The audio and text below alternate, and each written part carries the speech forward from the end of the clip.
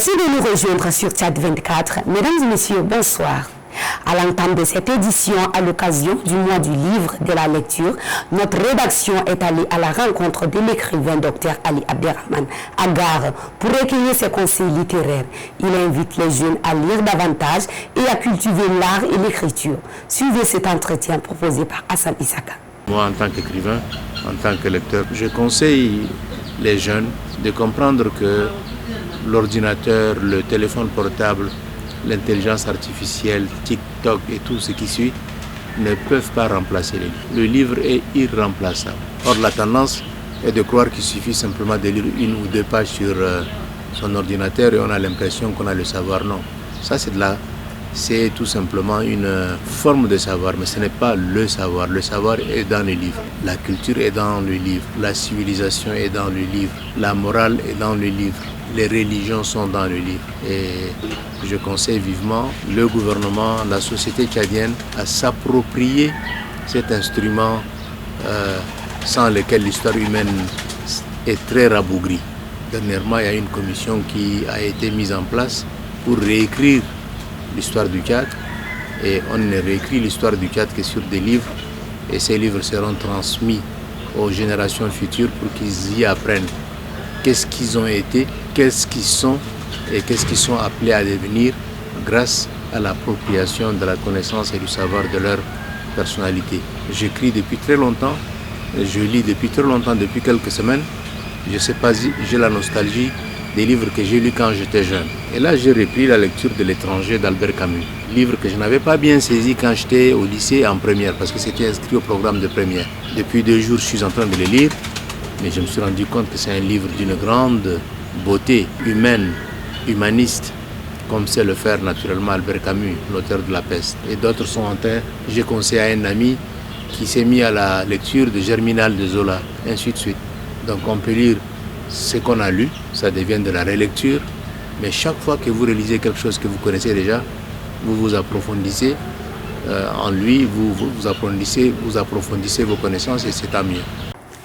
Lire, c'est s'ouvrir à l'esprit et au monde. À l'occasion du mois du livre et de la lecture, le docteur Ali Abderrahmane Agar, écrivain, a lancé un appel fort à l'endroit des Tchadiens. Selon lui, ces derniers figurent parmi les peuples les moins portés sur la lecture en Afrique. Suivez cet extrait proposé par Hassan Issaka. Aujourd'hui, nous ne sommes pas des grands lecteurs. Si vous prenez les Camerounais, les Sénégalais, les Ivoiriens, nous ne le sommes pas. Mais il y a des poches, il y a des endroits où les gens lisent beaucoup, n'est-ce pas? Et aujourd'hui, on peut le faire aussi dans nos langues locales. Parce que vous prenez le cas de la Bible, elle est traduite en Marba, en Gambay, en Lélé, en Mundang, en Moussei, en Saramadingay, en Mouroum. Donc quelqu'un qui ne lit pas le français peut s'approprier certaines informations de la Bible en langue locale. Or, vous êtes sans ignorer que la Bible, ce n'est pas simplement les 4 évangiles. N'est-ce pas? Ce n'est pas Luc, Matthieu, Jean et Marc. La Bible, c'est les sagesses des Siracides dans l'Ancien Testament, c'est les proverbes, c'est les psaumes, et c'est tout ça qui fait ça. Donc je conseille vivement à mes petits frères tchadiens, à mes frères tchadiens, vraiment de faire du livre un ami de tous les jours.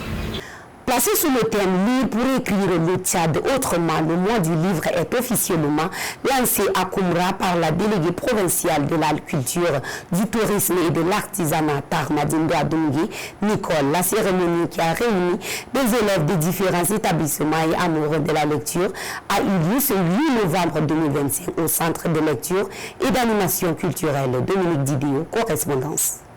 Cette célébration du mois du livre placée sous le thème « Lire pour écrire le Tchad autrement » est l'initiative de la délégation du développement culturel, du tourisme et de l'artisanat du Mandoul. Elle vise à inciter les élèves à faire de la lecture une priorité car elle est une ouverture pour ces derniers à hisser haut le patrimoine tchadien. Elle a vu la présence des élèves de différents établissements, étudiants et amoureux de la lecture. Occasion tout indiquée pour Diraïk Nangeo Tombay Richard, enseignant de français, d'animer une conférence débat sur l'œuvre théâtrale d'Aimé Césaire, La tragédie du roi Christophe. Pour lui, cette pièce décrit la lutte du peuple haïtien pour sa liberté, mais aussi le combat mené par un homme politique pour restaurer la grandeur de son pays. Il appelle les élèves à la lecture des ouvrages pour une culture de la paix et de la cohésion sociale. Tarmadj Ndoadomgue Nicole, déléguée de la culture, du tourisme et de l'artisanat, initiatrice de cette célébration, estime que la lecture et l'écriture sont les leviers de transformation. Lire, c'est ouvrir son esprit, élargir ses horizons et nourrir son imagination. Chaque page parcourue nous donne l'opportunité de découvrir de nouvelles perspectives, de comprendre d'autres réalités et surtout de nous inspirer pour construire un Tchad meilleur et plus prospère. À l'endroit de ses concitoyens, Tarmadj Ndoadomgue Nicole s'est adressé en ces termes. Ce mois du livre est une invitation à s'emparer des livres, à encourager la lecture dans nos écoles, nos familles et nos communautés. Ensemble, nous pouvons écrire le Tchad autrement. Un Tchad où le savoir, la culture et la créativité deviennent les outils de développement et de cohésion sociale. Le directeur du Centre de lecture et d'animation culturelle Ngabo Sanga, pour sa part, appelle les partenaires à soutenir ce centre car il manque de livres. Certains participants et élèves se sont relayés pour appuyer le conférencier quant à la lutte pour la liberté, mais aussi poser des questions relatives à l'œuvre avant de promettre faire de la lecture une priorité. Ce samedi 8 novembre, l'organisation Tchad Volunteer Organization a procédé au lancement officiel de son site web Awena Collapse. Cette nouvelle plateforme numérique vise à promouvoir les richesses touristiques et culturelles du Tchad. La cérémonie a été présidée par le coordonnateur général de l'association en présence de plusieurs partenaires et bénévoles. Reportage ici, Diko Djingankras. CVO ambitionne de valoriser les atouts du pays, sites naturels, patrimoine culturel, traditions locales et potentiels encore méconnus. Ce projet s'inscrit dans une dynamique de réveil de la curiosité locale et de repositionnement du Tchad sur la carte touristique africaine. Ce site n'est pas seulement une vitrine pour CVO, c'est un outil pour faire rayonner le Tchad, redonner envie de le découvrir, de le comprendre et surtout de le préserver, a souligné le coordonnateur général Nasr Ali Kendi. Ce site est conçu comme une porte ouverte sur les initiatives, les projets et les actions menées par des jeunes passionnés qui croient en un Tchad vert et stable et tourné vers le développement durable. Selon Saleh Mahamat, concepteur du site, ce projet a représenté bien plus qu'un simple travail technique. Nous avons conçu très rapidement à la demande, suite à notre participation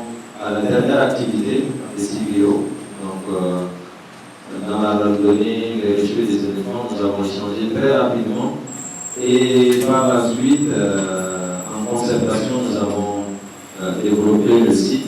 La plateforme propose une large variété de contenus, des récits de terrain, des actualités touristiques, des reportages visuels ainsi que des appels à volontariat pour des initiatives liées à la préservation et à la promotion du patrimoine tchadien. L'Union des auditeurs et téléspectateurs tchadiens a célébré samedi après-midi son 7e anniversaire au Centre culturel Al-Mouna. La cérémonie a réuni de nombreuses personnalités, parmi lesquelles le maire de la commune du 1er arrondissement, le conseiller chargé de la culture Al-Hama, représentant la présidente de l'institution, des journalistes de divers organes, des artistes et des influenceurs, ainsi que de nombreux auditeurs et téléspectateurs à Saint-Issaka. Placée sous le parrainage du maire de la commune du 1er arrondissement, la célébration du 7e anniversaire de l'Union des auditeurs et téléspectateurs tchadiens s'est déroulée dans une atmosphère conviviale et festive, rythmée par des prestations artistiques et culturelles. L'événement avait pour thème 7 ans d'unité et de cohésion pour un vivre ensemble harmonieux et une contribution constructive des auditeurs. Plusieurs allocutions ont marqué la cérémonie, dont celle de M. Alamine Ben Kader, conseiller chargé de la culture à la haute autorité des médias et de l'audiovisuel, représentant la présidente de l'institution. 7 ans d'engagement, de veille citoyenne, d'écoute et de public, de défendre un droit fondamental, celui de bénéficier d'une information juste, de programmes de qualité et de médias responsables. Dans son intervention, Djamal Yahya Moussa, maire de la commune du 1er arrondissement et parrain de l'événement, a salué le rôle essentiel de l'Union des auditeurs et téléspectateurs tchadiens dans le rapprochement entre les médias et le public, soulignant sa contribution à la promotion d'une information responsable et participative. Je suis très fier non seulement de cette idéologie qui a regroupé les auditeurs et auditrices sur les thèmes innovants d'actualité et aussi un thème qui est pertinent pour la consolidation d'une nation. Ce 7e anniversaire a été l'occasion pour l'Union de réaffirmer son engagement en faveur du vivre ensemble et de renforcer les liens entre les auditeurs, les téléspectateurs et les acteurs des médias. La cérémonie s'est clôturée dans une ambiance de fête, symbole d'unité et de fraternité. Dans le cadre du projet Autonomisation des femmes et dividendes démographiques en Afrique subsaharienne plus, l'Association pour le développement social APDS a organisé ce vendredi 7 novembre un atelier de vulgarisation des documents environnementaux et sociaux à l'attention des autorités administratives, des représentants de la société civile, suivant le reportage de Gapili Blaise et Abakardine.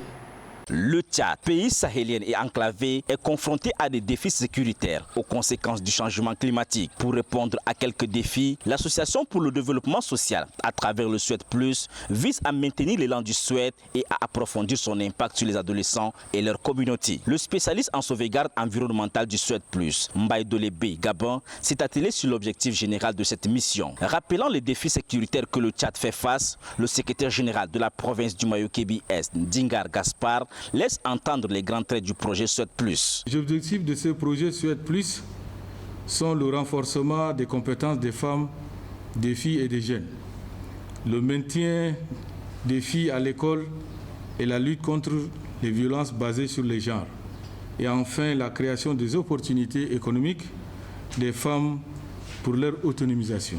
Les grands thèmes qui ont fait l'objet de cet atelier sont entre autres le cadre de gestion environnementale et sociale, le plan de mobilisation de parties prenantes, le mécanisme de gestion des plaintes et le plan de gestion de la main-d'œuvre pour assurer la condition juste et équitable du travail sur toutes les activités du projet.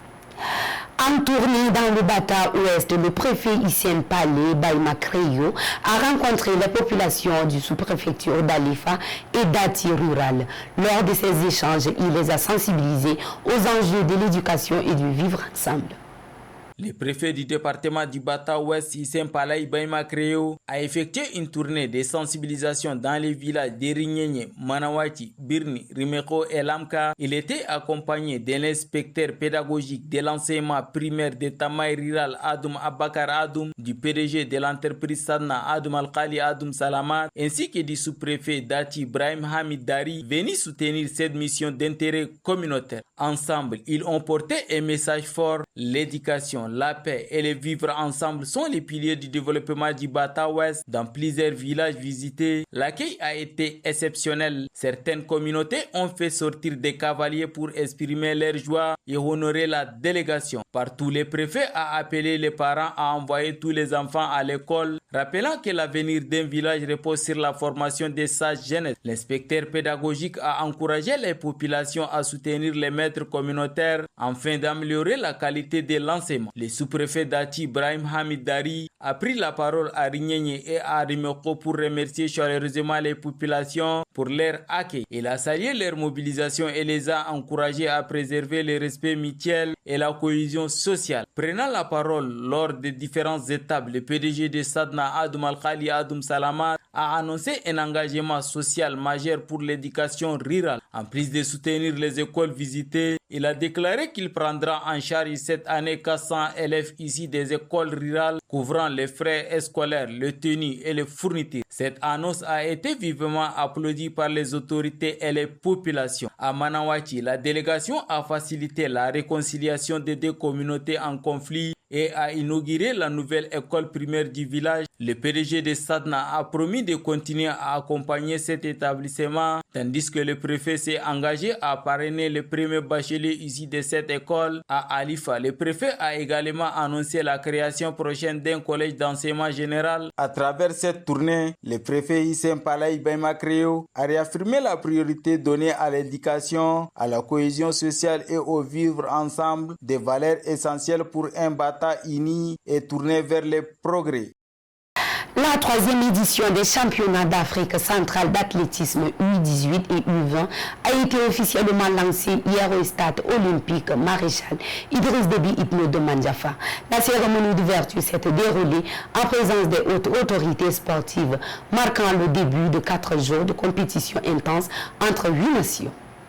Mandjafa vit au rythme de l'athlétisme régional. La Fédération tchadienne d'athlétisme a donné le coup d'envoi ce mercredi de la 3e édition des championnats d'Afrique centrale des moins de 18 et 20 ans. Le stade Maréchal Idriss Déby Itno a servi de cadre à une cérémonie d'ouverture présidée par la secrétaire générale du ministère de la Jeunesse et des Sports, Mme Solando Lenoji, représentant le ministre des tutelles. Elle était accompagnée pour l'occasion du président de la Fédération tchadienne d'athlétisme, Fodé Ali, et du président de la zone 3 d'athlétisme, Gabrino. Cet événement, qui se veut creuser des futurs champions, rassemble pas moins de 8 pays de la sous-région: le Burundi, le Cameroun, le Congo, le Gabon, la Guinée équatoriale, la République centrafricaine, la République démocratique du Congo et le Tchad, nation hôte. Dans son discours d'ouverture, Sola Ndolenodji a salué l'engagement des jeunes athlètes. Elle a appelé à faire de cette compétition un véritable tremplin pour le sport. Le gouvernement de la République du Tchad, sous la vision éclairée de son Excellence, le président de la République,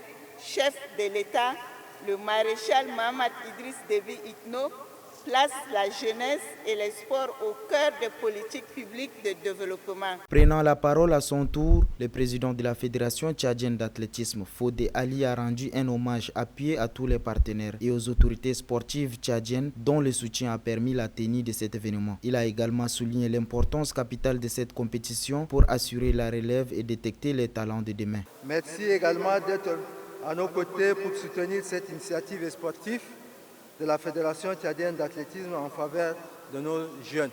Le président de la zone 3 d'athlétisme, Konga Brino, a pour sa part salué l'initiative et les efforts déployés par la fédération. Il a profité de cette tribune pour rappeler la mémoire de plusieurs illustres figures de l'athlétisme tchadien, les érigeant en modèle à suivre pour la jeune génération présente. Au programme de cette édition, un éventail de disciplines incluant les lanceurs de poids, les sauts en longueur, les sauts en hauteur, les javelots, entre autres. Dès ce premier jour, les compétitions sont entrées dans le vif du sujet avec les séries de courses sur 100 et 400 mètres catégorie U18 et U20. L'explosivité était au rendez-vous, couronnant le Cameroun et le Gabon, respectivement vainqueurs des premières séries et donnant le ton pour les jours athlétiques à venir.